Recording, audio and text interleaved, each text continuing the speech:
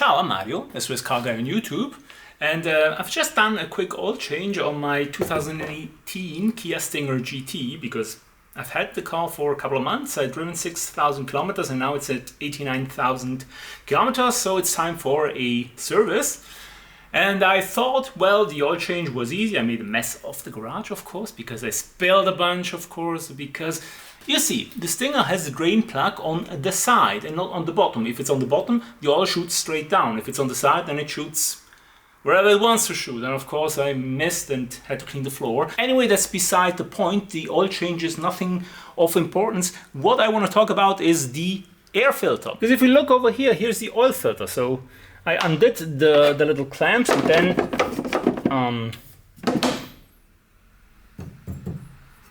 so you have to undo these bars here, these strengthening bars, just to change the air filters. Which on this car, by the way, there are 2 different air filters per side because they are not symmetrical. So yeah, let's get these bars out of the way. Okay, they're not very tight.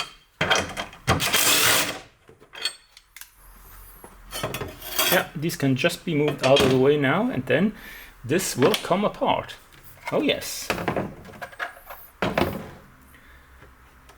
And there you see, this is like, if I can ever get it out, this is asymmetrical, so it wouldn't fit on the other side. And it's marginally dirty. 2022 it says, so it's not that old. It must have been changed at some point, luckily. I will change it anyway. This is the new filter in a Kia box. The other filter comes in a Genesis box. But I'm amazed that Hyundai Kia have different boxes for basically the same product, because this filter goes onto the equivalent Genesis model, on the equivalent Kia. I don't know if there's an equivalent Hyundai, but most likely there is.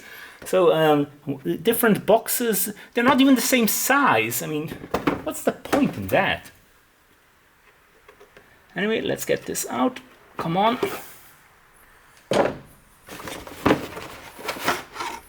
Get the new one in. See, nice and white. Actually, before I put it in, I should write something on it, like today's date.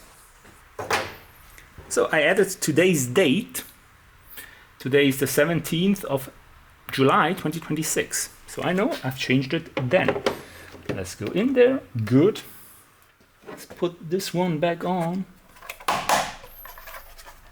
Let's close all the... There's another one here, I guess. Let's put this one back on. Let's tighten the Jubilee clamp again, because I loosen it quite a lot. Okay.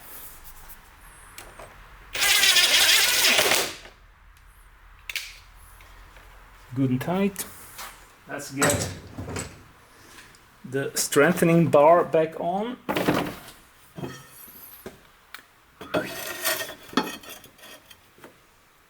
Start with the top. Let's do the bottom. And in we go.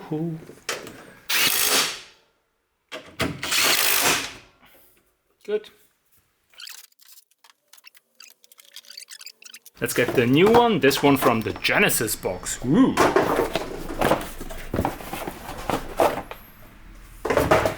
This being a Genesis filter is probably more premium. Of course not. Oh, yeah, the date. Date has been added. Let's put the filter in. Nice. Fits well. Good.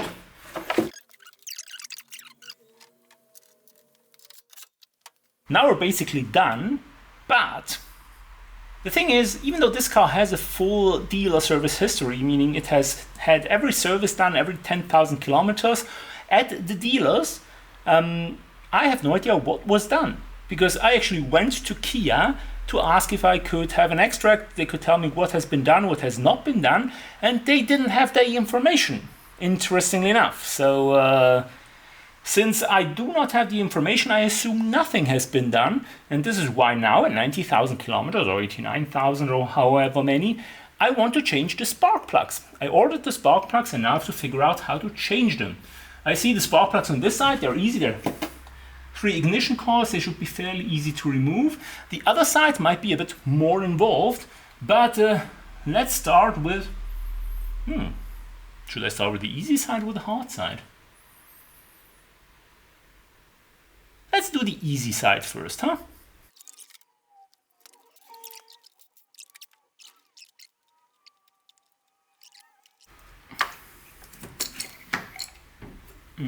Ignition coil is out. Good. Let's see if I can get to the spark plug. These are the spark plugs, Genesis branded, and for some reason I bought 8 of them. I don't know if they only exist in 4 packs or if I just thought the car is a V8, I have no idea, but I bought 8 of them, so I have spare spark plugs. No, I haven't. In one package there's only 2, so I bought 6 spark plugs without any spares. The way it should be.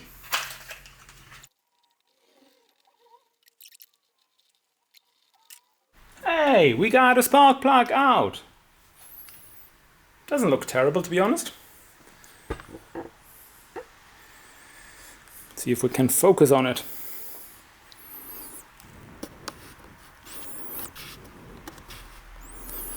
Yeah, it's been in there for a while, but it looks quite alright, I think.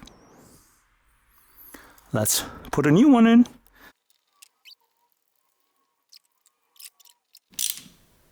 Okay, that's enough. I don't want to do more. So, good. Let's get the ignition coil back in.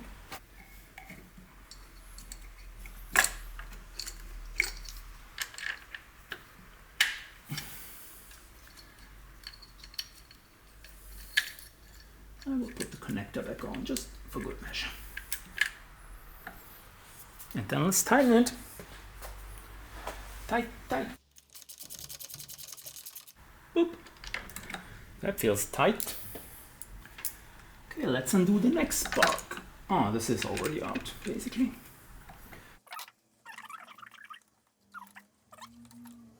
Now, why am I doing one spark plug at a time? It's so I don't mess up the wiring of the spark plugs, of the coils. Otherwise, I risk, not being able to connect them up properly again. Okay. Wow, these spark plugs, they are not tight. They are hand tight. I can just turn them out. What the hell? Wow. They are just hand tight. They are hand tight. I didn't use the tool to loosen. This is scary. How could they be so not tight? These spark plugs were not tight. I mean, I guess they don't have to be super tight, but they were hand tight. I loosened them by hand. This is scary. Let's put this one in. We also tighten it by hand, but we will tighten it with the wrench at the end because hand tight is just not good enough.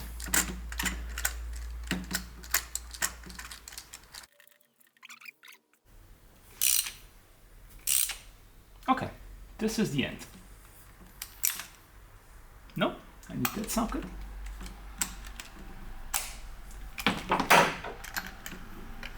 Good. Okay. Come on, you can do it.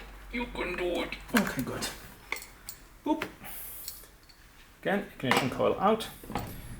These ignition coils are obviously original, I think.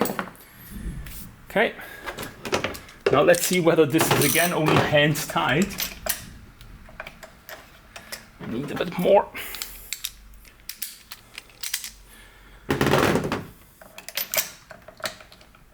Nope, this one's tight.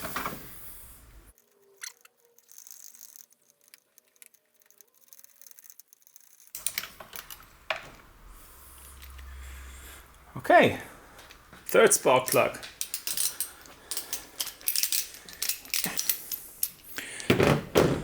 Again, doesn't look too bad. Let's put this in, let's put this in.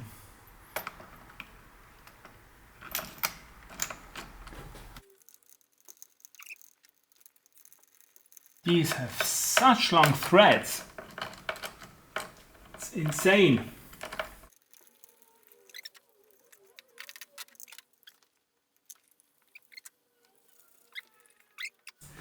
So the easy side is done, let's do the difficult one. And what makes this side more difficult is that there's stuff in the way, because our ignition coils are here, here and here.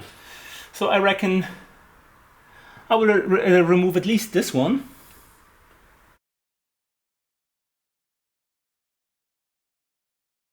Intake plenum removal.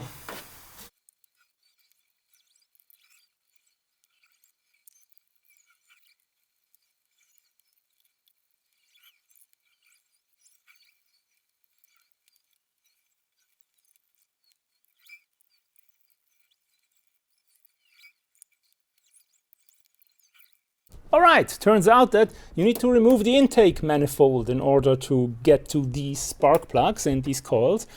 So that's what I did. I covered the intake up with some microfiber cloths so that you wouldn't have debris falling into, but yeah, let's clean this up first.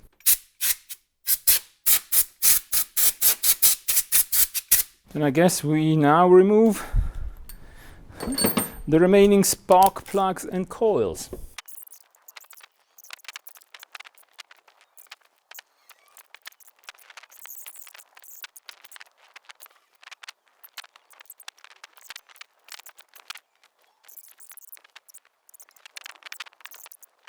Boop! Nice and tight. Ignition coils are all firm, not moving.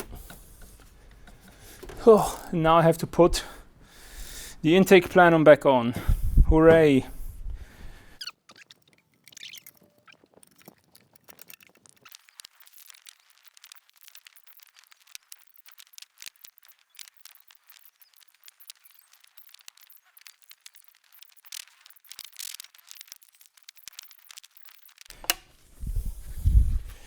You can do better than this. I mean, it's on, but I don't like the way it is on. Okay, good. I quickly want to check the oil because I changed the oil. I didn't top it up completely, but I started the car, let it run quickly, and now it's cold, so I should get a good oil level.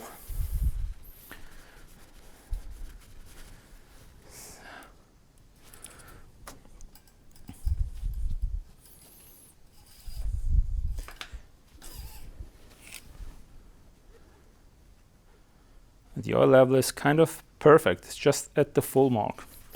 I will check again in a few days because I only filled in about 6 and a bit liters, and it should be like 6.9 with the oil and filter change. So good. So that works. Now let's see if the car runs properly. I have to start it now.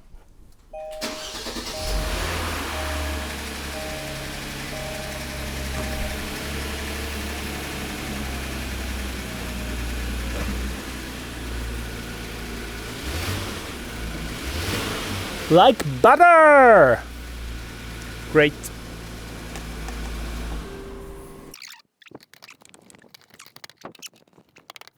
Good, so we are basically done. I might still have to change the pollen filter, the cabin air filter. I have it also ordered in a Kia box, not in a Genesis box this time, but I'm still going to do that. I have to reset the service reminder.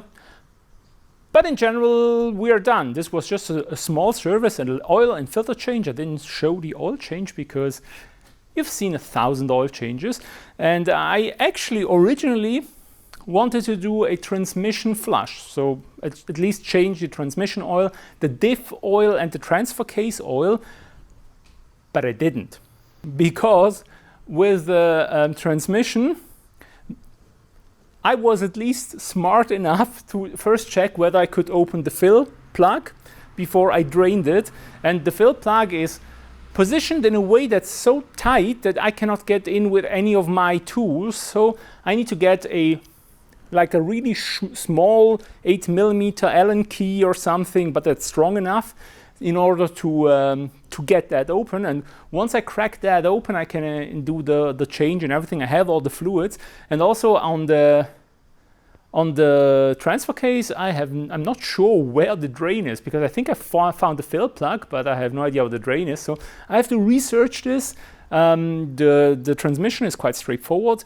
The rear diff, I think, is quite straightforward. The front diff is quite straightforward. The transfer case is not. Anyway, this is something I will do at a later time. Fortunately, the car has only 89,000 kilometers, so it's not overdue. But I want to do these maintenance items because I want to ensure the car runs well. And also, my transmission can sometimes shift a bit harshly. So I'm wondering if changing the fluid will improve things, or if it's something that's inherent to the car. But first I need a proper tool, and then I can do it in maybe a future video, maybe not, who knows.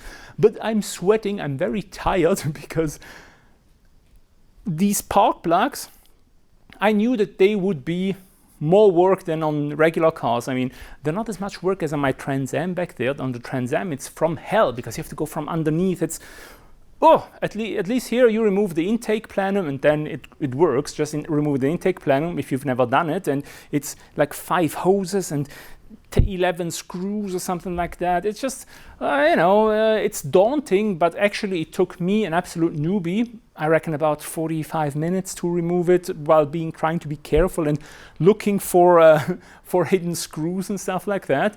And I think a professional or somebody who works on these cars quite often will actually remove the entire plenum in like maybe 15 minutes or something like that. And once it's out of the way, you have plenty of access. You can do the ignition coils, the spark plugs very easily. I'm actually very happy that I did the spark plugs, because they looked old. The car is 8 years old, so I reckon these might be the original spark plugs. Also, the filter change, I think, was needed, because the filters had like 2022 as a date stamp on it. Sure, they might have been new old stock, but the new ones I bought had 2025 on them. So even then, I think these filters might have been in service for like 4 years or something like that, and 3 or 4 years, so it was good. They are cheap. I will change it. I bought all the parts from Partzug. Since usually shipping in Texas tends to be expensive when ordering from Partzug, I actually ordered 2 sets. So I ordered another set of filters, another set of oil filter. Along with the oil, I started hoarding oil, because everybody tells us, because of the war in Iran, like the biggest factory that produces like the base material for engine oil, which is apparently made out of natural gas, didn't know that, has been destroyed. So the supply of motor oil is going to thin out. So I ordered like 20 liters of oil for this car, 20 liters of oil for the Cayman. So at least I should be covered for a while. And it's not just, I'm afraid that the oil will run out, because honestly, it will probably not run out. It will just get more expensive. And this way I can still order my oil for 10 francs a liter instead of, 30. Basically, what we pay here at gas stations and at do-it-yourself stores, it costs 30 bucks a liter. And at the dealer, it's even more expensive. It's like 37 or 40 francs a liter. And when I order it myself, in this case from Amazon, I know, it's 10 bucks a liter, which is great, makes me save a lot of money. Also, talking about parts, usually when I buy consumables, filters, stuff like that for the cars, I buy third party. It's not really in order to save money, but usually the OEM parts are also made by third parties. So I tend to buy from good third parties. For example, for the Porsche, I buy MAN filters, which, MAN is great, and usually also OEM for Porsche. The spark plugs, usually I buy NGK because they're great, or Denso because they're great. Stuff like that. So usually I buy from good third parties. For this car, I didn't. I bought all OEM because there is, at least here in Europe, very little third party. And even if there are third party options, they are usually for, the tuned car, so there are hotter spark plugs or stuff like that, and I didn't want that. I want just the regular OEM spark plugs. Even NGK has a reference that's compatible for this car, but according to their own website, it's discontinued. So I ordered the OEM spark plugs, which were NGK. So I bought everything from Partzug. It wasn't that expensive anyway. I have to put on the prices here, but I think it's very reasonable. And you know, I have a workshop. I should use it, and so I did. I did the oil change. I will do the transmission oil change and other stuff. And so far the Kia's been great. It's been great. It's been good. The Kia's been really good. The problem is I'm a spoiled little kid that has been driving for years in a luxury car, and this ain't a luxury car. It's a good car. It might even be a slightly upmarket car, even though it's a Kia, but it's of course not as comfortable as, you know, a luxury car. And also there are a few things I don't like about this car. I mean, there are things I don't like about all my cars and all the cars I've owned, but I am preparing the video about the things I don't like about the Kia. And right now I am at 39 items. And I think I might go up to 40 because I just thought of something else. So anyway, I've been rambling and rambling. Instead of showing you my work, I just talk, but whatever, this is it. Thank you very much for watching. Subscribe to the channel if you want to see more Kia and the things I don't like about the Kia. And like this video if you liked it. Comment down below what car has the engine out of hell, the least serviceable car. Because funnily enough, I think a few weeks ago, Uncle Tony's Garage did a video about the Kia Stinger. If you have to replace the starter on the car, the engine needs to come out. And basically there was all this brouhaha, these cars are not serviceable and everything. And yeah, it's probably not very smart. Also the fact that you have to remove the brace bars, the bracings in order to change the air filter is kind of weird. And the transmission oil pan is made out of plastic. So I don't like plastic. Even the oil filter housing is made out of plastic. So I don't know, these cars might not be built to last. I hope at least spares remain available. But too much now. Thank you very much for watching. Have a nice day. Bye.